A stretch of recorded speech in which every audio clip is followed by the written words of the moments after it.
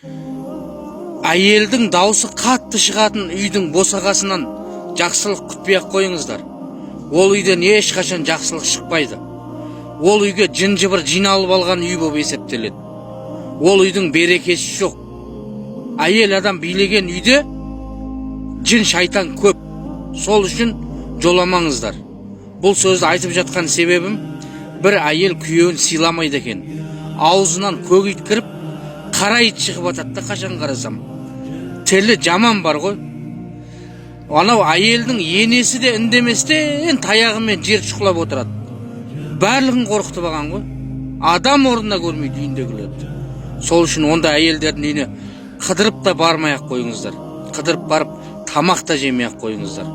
Жеген тамақтарыңыз да өтпейді ондайда. Күйеуі анау үйіндегі ана кемпір байқұс күліп, күтіп алып, жылы-жылы сөйлеуі мүмкін.